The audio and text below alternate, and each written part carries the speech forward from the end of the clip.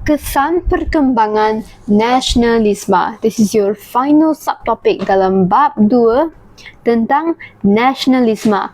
Yang hari ini kita akan membincangkan kesan. That means pada bab 2.7 we dah jelaskan perkembangan nasionalisme. It goes like this. 2.5 we talk about faktor kemunculan. 2.6 we talked about 2.5 we talk about kebangkitan, the wujudnya, that give you an overview that we have nasionalisme. 2.6 we bagi faktor kemunculan. 2.7 we bagi perkembangan, very big chapter. Then 2.8 we give the kesan. This is less important, but we're gonna go through it very quickly. So let's come. There are 3 aspects you should know when we talk about perkembangan nasionalisme, which is these 3 things go hand to hand.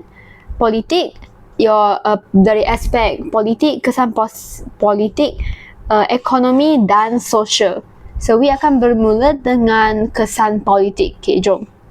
First, there are 4 things that happen. So number 1, you tengok your textbook, page 42, muka surat 42.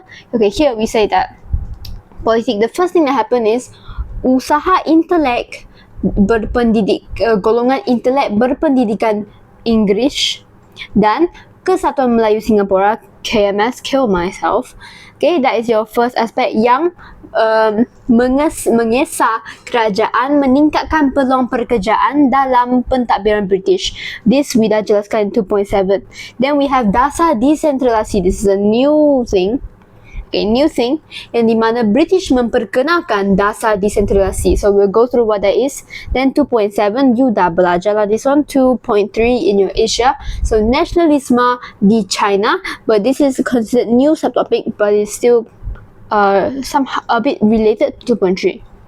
Then for here your muncul masyarakat India yang lahir di tanah Melayu. Okay, it's a relatively new thing. Then this is quite important. This is quite important for you to know, which is British nasionalisme, which means nasionalisme, menyebabkan British berhati-hati dan bertindak mengadakan beberapa sekatan. Means a lot of restrictions. Now this is a kickstarter for when your Japan comes in, because the British gave a lot of reason for the people to not like them. So jom, let's go jelas from the first factor first. So KMS and golongan berpendidikan Inggeris. Okay, what happened? So here, KMS and usaha intelektual berpendidikan Inggeris mengesah, which means they 呼唤他们what do you call, they requested, they wanted, they very strongly wanted.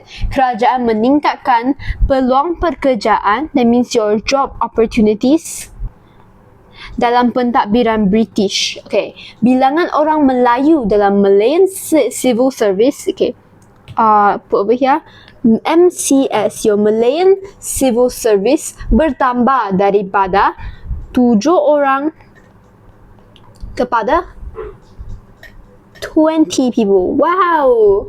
Then that's it.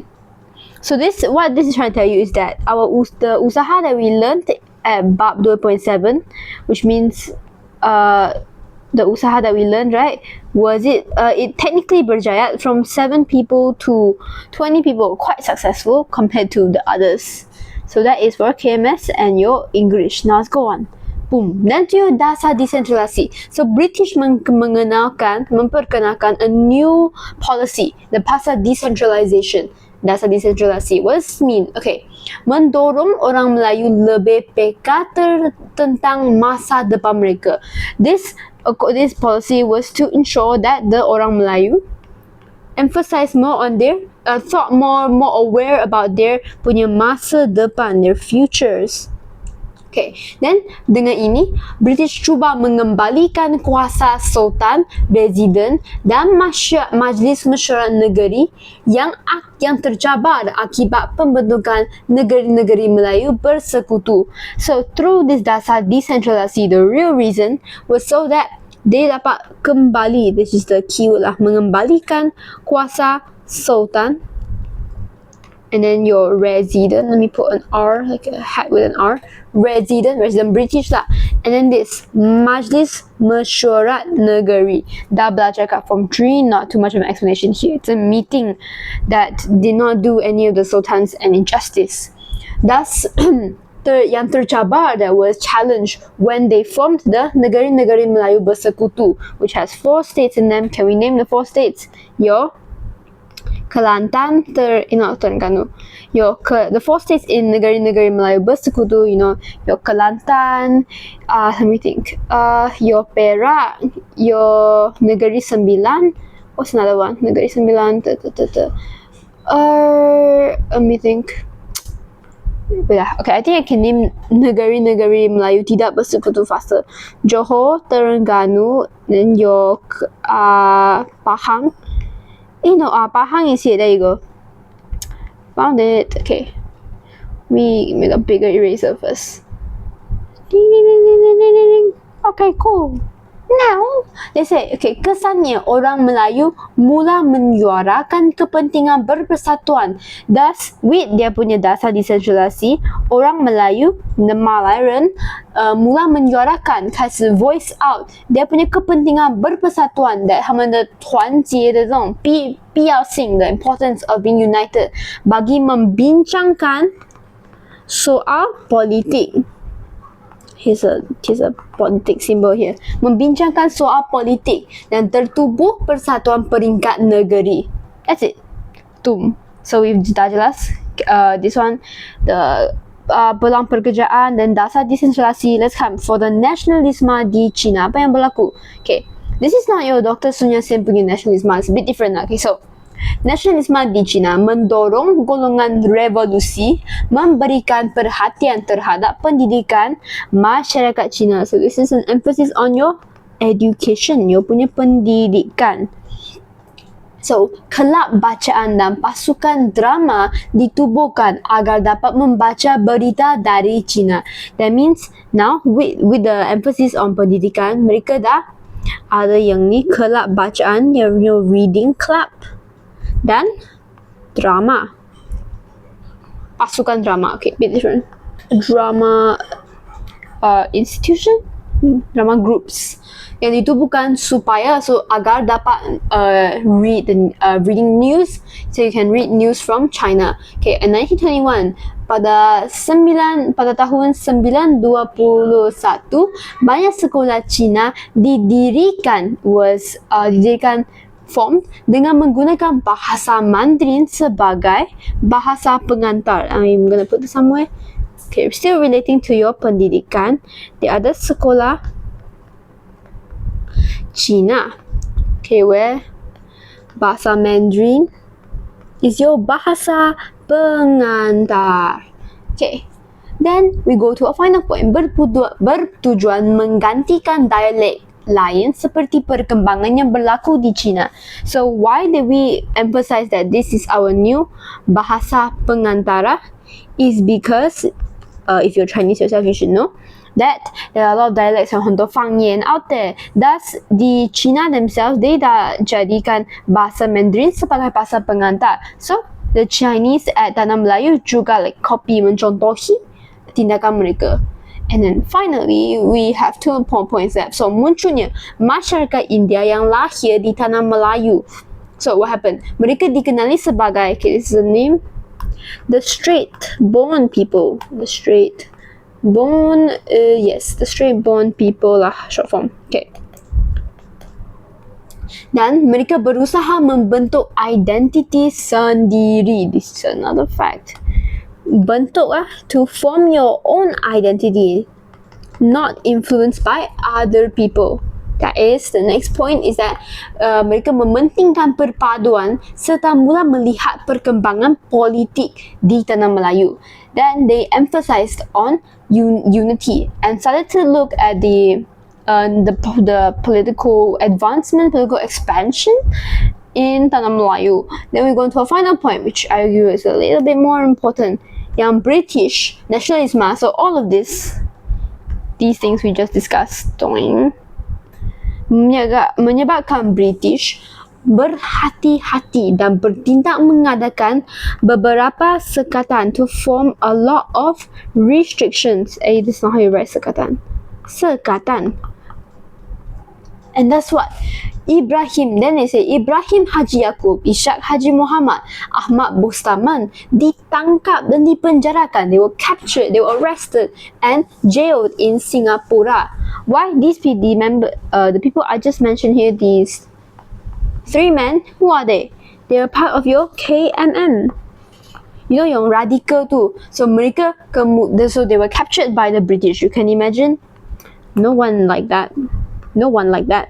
And thus, at the end, right, mereka kemudiannya dibebaskan oleh Jepun. We learn about Jepun in bab 3, but that it gives a reason for why the Jepun memang at first received very well, because the British kind of messed up over here. So that is for politics. Now let's go on to something a bit more fun. The economy. Wow, money. Okay. So, bermulanya, gesaan. Gesaan, we already used this word over here, mengesa. So this is the same thing. Gesaan kaum muda. We learned about kaum muda, kaum tua at 2.7 already. So, masyarakat Melayu memajukan diri dalam pendidikan dan ekonomi, membangkitkan semangat berniaga. The masyarakat Melayu memajukan diri means to memajukan means to make something more prosperous through their punya education, and of course the point we're discussing right now, also through their economy. Okay. Then, kesannya menubuhkan persatuan kebajikan bernama. They formed a pasukan, they formed a group called Al-Jamiah Al-Qaryah at Singapura. Dan mereka berjaya membangkitkan semangat berniaga. Semangat berniaga meaning the energy, maybe not the energy, the motive, the energy, the energy to trade, dan menulis rencana berinformasi tentang kepentingan kemajuan. That's your keyword here. Okay. Then we go on to our next point. That's all about it. The kesan kaum muda. Then we talk about this one. British menekankan pendidikan rendah. Again, if you read your BM novel, right, the Lieutenant Adnan, you will know that Lieutenant Adnan went through the pendidikan rendah of the English. Fun fact. This is fun fact for you to know. So, di sini we say, okay, British menekankan pendidikan rendah kepada penduduk tempatan kerana menyukarkan usaha untuk meningkatkan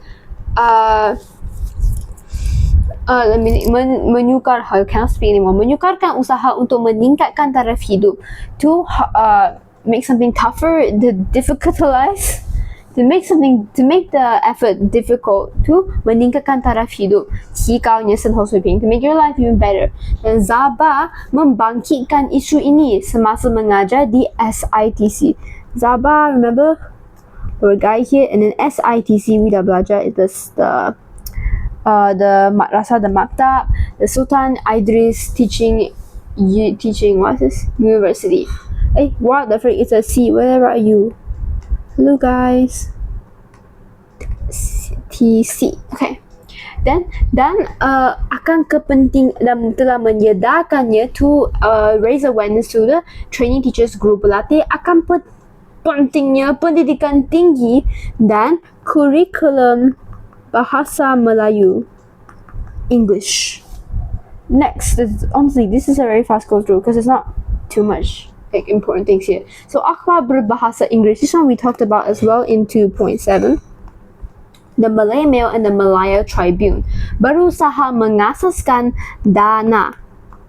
Dana meaning fundraising. You're trying to fundraising money. 建立本金bagi membantu orang Melayu melanjutkan pelajaran kat mana? Kat luar negara, outside of tanah Melayu, disokong oleh Persatuan Guru-Guru Melayu Selangor dan Persatuan Negeri. Nah, orang Melayu melanjutkan pelajaran ke luar negara. So they give some contoh. So who went? Pelajaran, where am I put this? Okay, who went? Siapa? Who went out? to luar negara to study. They give you 3 tokohs.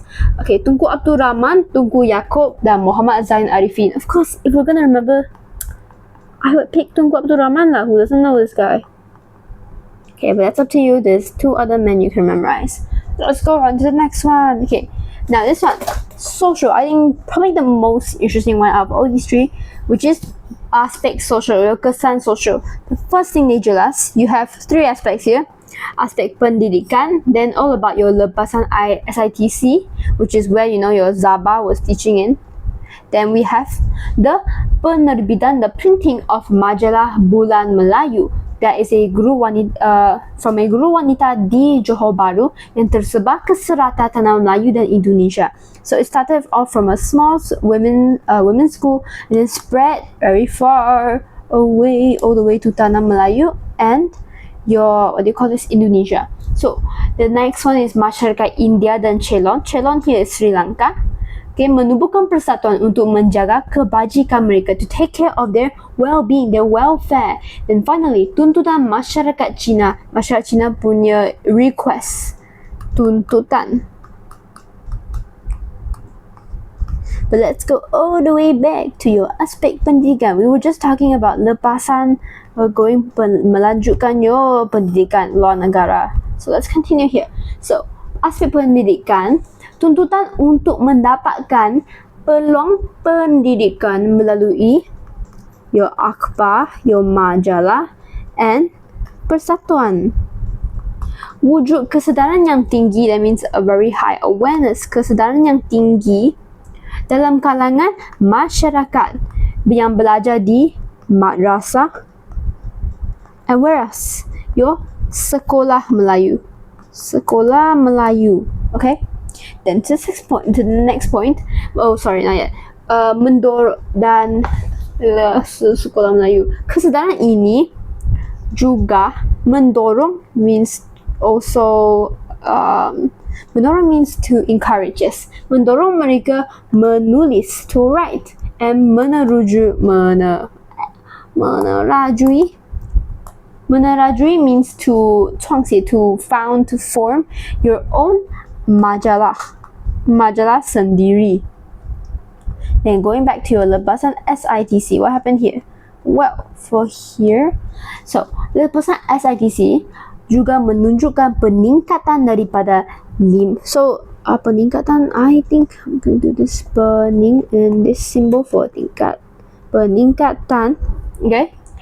58 orang, 54 orang, I cannot speak 58 orang kepada 1141 orang in just a few this is 1924 to 1940, so quite a few years. Mereka berkhidmat sebagai guru.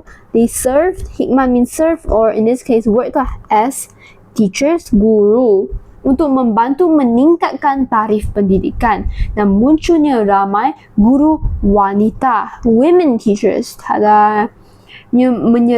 menyemarakkan nasionalisme, women's education. Then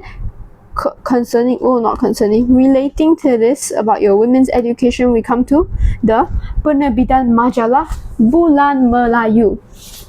In the textbook, I'm pretty sure they combine these 2 points, but I'm going to separate them out just for you to see it better. So you see, pada tahun 1930, guru wanita di Johor Bahru menerbitkan majalah Bulan Melayu yang untuk memuatkan berita kemajuan dan pendidikan wanita. That is your keyword, pendidikan wanita.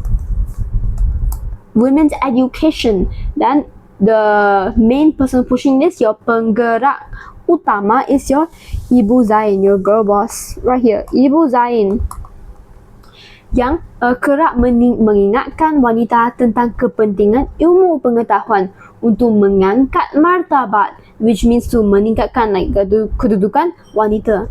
That with ilmu pengetahuan, you can raise your status as a woman. Okay, you feel me? You feel me? Let's go.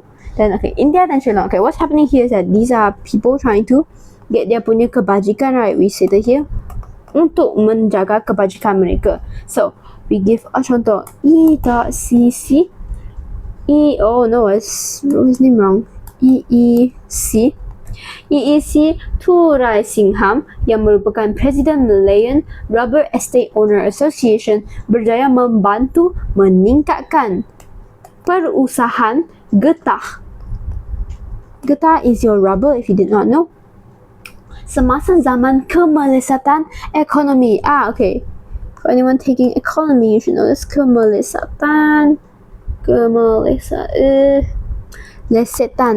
Economy is referring to an economic recession. That is not how you spell recession. So in Chinese, we would say 经济的 萧条时期. Then, oh wait, that's it. Whoa, man. Okay, cool. Oh wait, what the freak? Such a short thing. I mean, selaku membantu. Amazing. Final point to your tuntutan masyarakat Cina. Golongan intellectual. Let me draw them out. Your golongan intellectual. Okay, menyedari perubahan politik semakin bertambah menjelang Perang Dunia Kedua. The golongan intellectual realizing, hey, the changes in the political changes were increasing the more they happened as they were going towards World War II. I mean, no one knew it was World War II, but we know through the timeline menjelang 前足为 Perang Dunia Kedua, dan mereka mula meminta kerajaan British untuk menimbangkan means to 考虑 to think about them, penglibatan mereka dalam jawatan kuasa kerajaan. Dan Tan Cheng Lock, our leader here, Tan Cheng Lock, see him again in chapter 3 if I remember correctly. Anggota Majlis Perundangan Negeri-Negeri Selat, your SSLC. Okay, he was part of this punya organisation, dan menuntut British menjaga kebajikan dan menyediakan dana untuk belajar dalam kalangan masyarakat Cina. Tan Cheng Lock was bold. He there said, hey, menyediakan, it means to sedia you punya dana. That means we talked about it, the funds, like fundraising, right? Funds for the Chinese people, masyarakat Cina to belajar. Bold man. Whether he got that or not, I don't know. And that is it. Ta-da! I mean, at the end they give you like some recap, some nilai you can read up yourself. But that is your kesan perkembangan nasionalisme. Yay! Hope you had a great time. I will see you for part 3. Bye bye.